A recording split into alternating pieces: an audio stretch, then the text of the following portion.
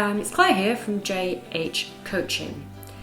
If you've ever done a long ultra event and underfueled, you'll know what a disaster that can be. Not eating enough to fuel longer runs can mean the end of a race, because it's very difficult once you've reached that level of depletion, or you've bonked, as the common colloquial term is, to get back up to par again. It takes your body a while to recover. The important thing to do is to eat often. The general recommendation is to have 30 to 50 grams of carbohydrate per hour. It doesn't really matter how you take that. My personal preference is to have a mixture of liquid and solid food. So I would have an energy drink, which is also isotonic, so that has some carbohydrates in it, and I would also have some little bars and things with me, which are going to make up the full total of that fuel. In general, the recommendation is to have 2 parts carbohydrate to 1 part protein. This can vary. For women, it can vary depending on where you are in your menstrual cycle, but it can also depend on your own body makeup. The key with this really is to be your own personal scientist and find what works for you. If you're a lighter person, you might find that you only need about 30 grams of carbohydrate. For a heavier person, you might find that you need up to the full 50 or possibly more. It's about working out what works for you, and to do that in training, clearly, not in racing, so that when you come to your big event, your big adventure or race or whatever it is, you're ready and you know exactly what you need to do to maintain your energy levels for your adventure. In terms of solid food, I've mentioned bars, and there are loads of bars on the market that you can use. They come in all different shapes and sizes, and they can be quite handy because you know exactly what's in each bar because it's written on the packet. They usually come in something that you can just put in your bag in the packet and then open. Not always easily, I've discovered, so one thing to check. They can be a nice way of just reassuring yourself that you're getting that number of carbohydrates per hour that you need. If bars aren't the thing for you and you like to know exactly what it is you're eating, there are lots of other real food, for want of a better term, that work just as well. And again, it's about finding what works for you. Some things that I've found work for me are flapjack and sandwiches. In particular, I quite like peanut butter and jam sandwiches.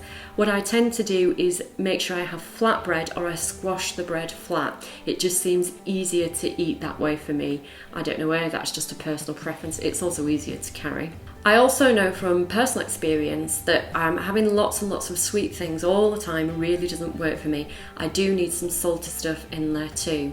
There are bars out there that are advertised as salty or savoury bars, which you can use, or again, you can make some of your own savoury food. I've used in the past, instead of peanut butter and jam, peanut butter and Marmite, which I like really well. Because I like Marmite, which isn't everybody's cup of tea, but also just because it's a real savoury flavour. Other things that I know people have used are things like just plain boiled potatoes with a little bit of salt on them, obviously cold. They're easy to eat if you just buy little potatoes. I read an article where Killian Jornet was talking about his Bob Graham round, and he said he ate crisps. And I know lots of people who've also had tuck biscuits. Solid food, you do have to habituate yourself to eat this while you run, but it is time well spent. And given you're doing some kind of a long ultra event, you're going to be out in the hills for lots in your training. So it's at this time that you can really try out different things. Never ever try anything different on your big event, on your race or your adventure. That could lead to absolute disaster. The last thing you want is some kind of unwanted stomach upset because it's something that you just don't like or doesn't agree with you. Having said that, at some point during most ultra events, a lot of people do experience some kind of stomach upset, mainly because of the movement, especially for running. Having a plan to deal with that is a really good idea.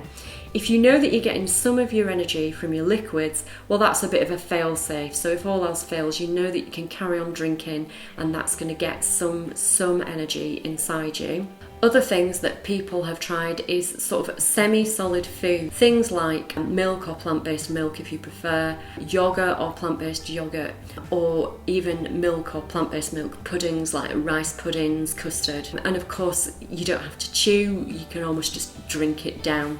If you're doing a multi-day event, you may have to carry your own evening meal as well. I've certainly done that in the past when I've done a Saunders event. So planning that and making sure that you're getting enough carbohydrate so that you're fueled, ready for the next day, is really important.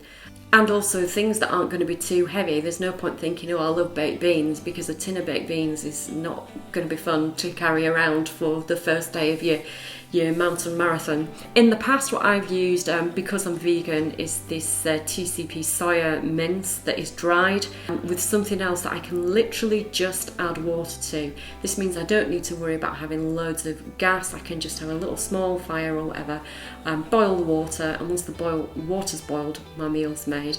You can buy ready-made packet meals as well, which work just as well. So it's about picking and choosing the things that work, and again, trying it before the event.